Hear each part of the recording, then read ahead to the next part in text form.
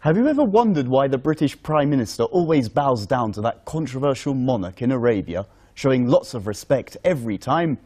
Have you ever thought the relationship between the UK government and the ruling family of what they call Saudi Arabia looked somewhat suspicious? And what is Wahabism? What are the origins of this Islamic sect? Who's behind it? You might have guessed, history does in fact have the answers to all of these questions, and it will lay many of your doubts to rest.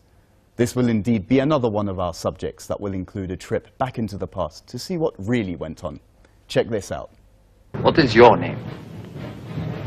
My name is for my friends.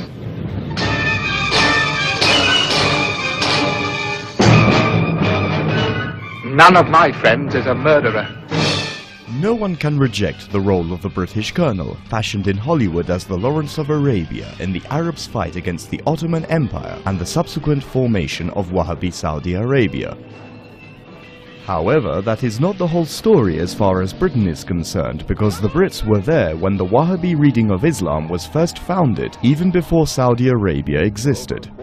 There are accounts, including the memoirs of Mr. Hempher, the British spy to the Middle East, that shows the British Foreign and Commonwealth Office created Wahabism that takes an intolerant view of other interpretations of Islam and other religions. Even if such accounts are not precise, as several commentators have objected, Britain did create Saudi Arabia in collaboration with the Wahhabi Al Saud tribe and did use Wahhabis' intolerance and its old policy of divide and conquer to wage an internal war in the Ottoman Empire, which was the most serious obstacle to London's control over the Middle East until the First World War. Abdul Aziz bin Abdul Rahman Al Saud, who founded the Kingdom of Saudi Arabia in 1932, was a local ruler in the Arabian Peninsula when the Great War began. Following the outbreak of war, the British who were fighting the Ottomans established diplomatic ties with Abdul Aziz, and the two signed the Treaty of Dahrin as early as 1915, which made the lands of the Al Saud family a British protectorate. Abdul Aziz was a descendant of Muhammad Al Saud, who ruled the Najd area of the peninsula in the 18th century, who was a friend of the founder of Wahabism, Muhammad ibn Abdul Wahhab, and who chose Wahabism for his tribe for the first time. The British followed the treaty with a monthly tribute of £5,000, as well as huge supplies of arms, and helped the would-be king conquer the central Arabian Peninsula, especially the cities of Hejaz, Mecca and Medina until 1927.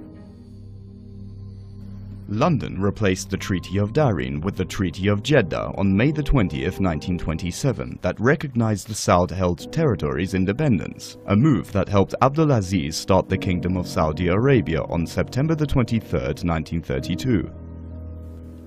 It was a win-win situation, as Britain installed a regime ruled by one of its paid puppets to protect London's interests, and used the Al Saud's Wahhabi beliefs to shatter its arch-enemy, the Ottomans, while Abdul Aziz realized Al Saud's long-sought rule over the peninsula. Britain was indeed Abdul Aziz's mentor from the very beginning, and the later Saudi monarch did not hide these ties.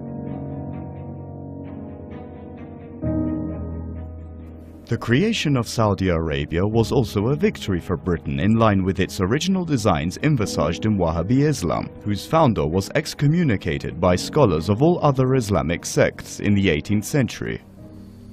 Britain meant to open a chasm among Muslims to lay hands on the Middle East, in line with the policy of divide and conquer, and Wahhabi's extremism was the key to London's ambitions.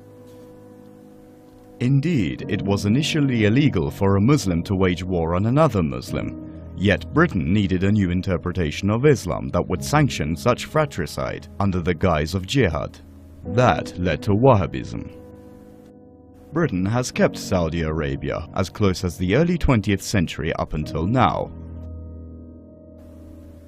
There are more than 150 joint ventures between British and Saudi companies, and some 30,000 British nationals are living and working in Saudi Arabia, while the Middle Eastern country is Britain's primary trade partner in the region.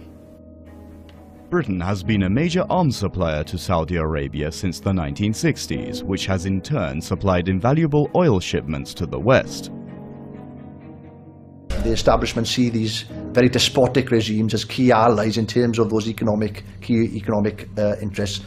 Oil and banking. Oil, banking and arms exports, you know, is a huge industry in the UK. Between 2008 and 2009, arms exports to the Middle East region almost doubled, but the vast majority of sales were going to Saudi Arabia and UAE, and they went from 4.9 billion euros to 9.2 billion euros in just 1 year.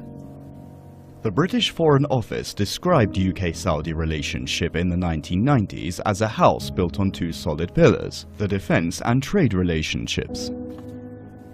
Under the Al Yamana arms deal, Saudi Arabia exports a daily 600,000 barrels of oil to Britain in exchange for sales that began in 1985, and saw London sell Riyadh 72 Euro fighter jets in August 2006. British arms giant BAE Systems and its predecessor British Aerospace earned £43 billion in 20 years from the contracts.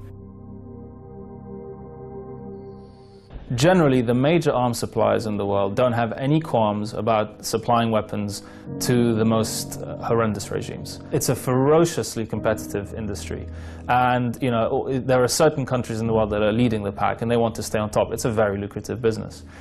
So they will often turn a blind eye to what kinds of weapons are sold, how they are used, whether they're used against civilians.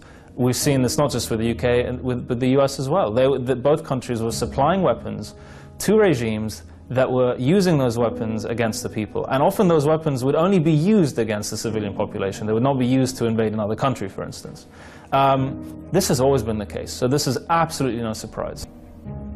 Saudis have in turn used Western backing, especially from Britain and the US, and the Islamic world's attention to Mecca and Medina to promote their vision of Islam that was initially rejected by almost all Muslim sects in the 18th century.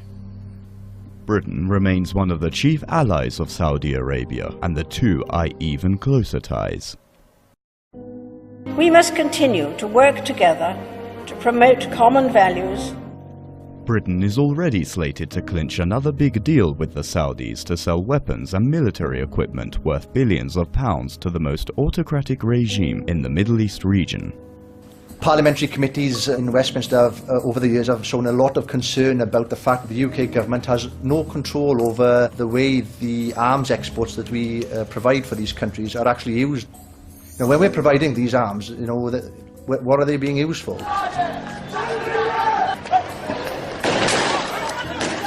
Politicians themselves know that these countries are very undemocratic. If you look at the Foreign Office's annual human rights report and you look at the countries of concern, and some of the biggest countries of biggest concern are the ones they're selling weapons to.